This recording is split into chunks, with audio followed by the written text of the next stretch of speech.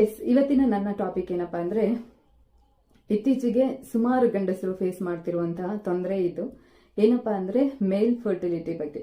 S, ನಾನು ಅದು ಯಾವೆಲ್ಲ ರೀಸನ್ಗೆ ಆಗುತ್ತೆ ಅನ್ನೋದನ್ನ ಇವತ್ತು ನಿಮ್ಗೆ ತಿಳಿಸ್ಕೊಡ್ತೀನಿ.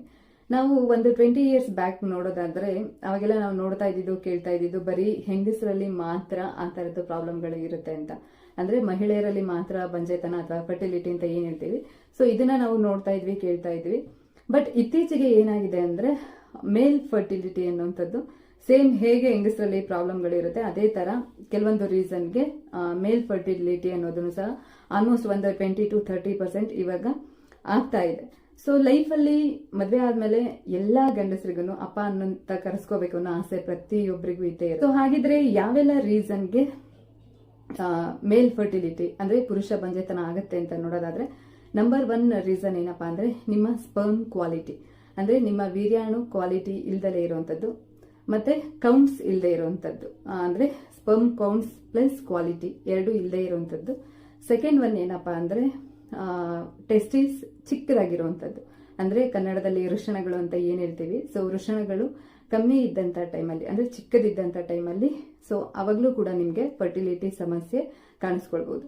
ಇನ್ನು ಥರ್ಡ್ ಒನ್ ಏನಪ್ಪಾ ಅಂದ್ರೆ, ಇನ್ ಕೇಸ್ ನಿಮ್ಗೆ ಯಾವಾಗ್ಲಾದ್ರೂ ನಿಮ್ಮ ಏನು ಪ್ರೈವೇಟ್ ಪಾರ್ಟಿಗೆ ಏಟ್ ಆಗಿರುವಂತದ್ದು ಅಥವಾ ಬೇರೆ ಏನೋ ಮಾಡ್ಕೊಂಡು ಇನ್ಫೆಕ್ಷನ್ ಆಗಿರುವಂತದ್ದು, ಸೊ ಈ ತರದ್ದೆಲ್ಲ ಆದಾಗ ಏನಾಗುತ್ತೆ ಅಂದ್ರೆ ಚಿಕ್ಕ ಸಣ್ಣ ಪುಟ್ಟ ಏಟಲ್ಲ, ಬಲವಾಗಿ ಏನಾದ್ರೂ ನಿಮ್ಮ ಪ್ರೈವೇಟ್ ಪಾರ್ಟಿಗೆ ಏಟ್ ಬಿದ್ದಿದ್ರೆ ಸೊ ಇದು ಮದ್ವೆ ಆದ್ಮೇಲೆ ನಿಮ್ಗೆ ಮಕ್ಕಳಾಗೋದಕ್ಕೆ ಪ್ರಾಬ್ಲಮ್ ಆಗತ್ತೆ.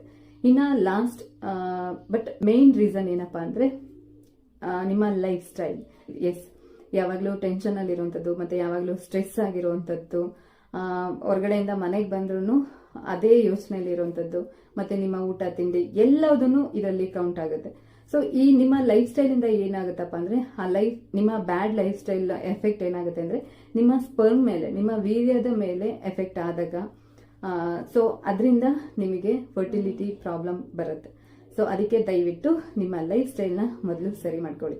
ಸೊ ಇದೇ ಯಾವುದೇ ರೀತಿ ನಿಮಗೆ ಪ್ರಾಬ್ಲಮ್ ಇದ್ರೂ ದಯವಿಟ್ಟು ನಿಮ್ಮ ಫ್ಯಾಮಿಲಿ ಡಾಕ್ಟರ್ನ ಇಲ್ಲ ಗೈನಕಾಲಜಿಸ್ಟ್ನ ಕನ್ಸಲ್ಟ್ ಮಾಡಿ ಅವರು ನಿಮಗೆ ಟ್ರೀಟ್ಮೆಂಟ್ನ ಸೊ ಇದಿಷ್ಟು 4 ರೀಸನ್ಗೆ ಗಂಡಸರಲ್ಲಿ ಮೇಲ್ ಫರ್ಟಿಲಿಟಿ ಅಂದ್ರೆ ಪುರುಷ ಬಂಜೆತನ ಅನ್ನುವಂಥದ್ದು ಕಾಣಿಸ್ಕೊಡುತ್ತೆ ಹೇಳ್ತಾರೆ. ಸೊ ಇದ್ಯಾವುದೇ ಪ್ರಾಬ್ಲಮ್ ಇದ್ರೂ ನೀವು ಎದುರ್ಕೊಳ್ಳೋದು ಬೇಡ, ಇದೆಲ್ಲದನ್ನು ಸರಿ ಮಾಡುವಂತ ಇವಾಗ ಟೆಕ್ನಾಲಜಿ ತುಂಬಾ ಮುಂದುವರೆದಿದೆ.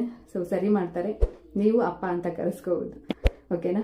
Thank you so much. ಈ ವಿಡಿಯೋ ಇಷ್ಟ ಆಗಿದೆ ಲೈಕ್ ಮಾಡಿ, ಶೇರ್ ಮಾಡಿ, ಹಾಗೆ ಸಬ್ಸ್ಕ್ರೈಬ್ ಮಾಡೋದನ್ನ ಮರಿಬೇಡಿ.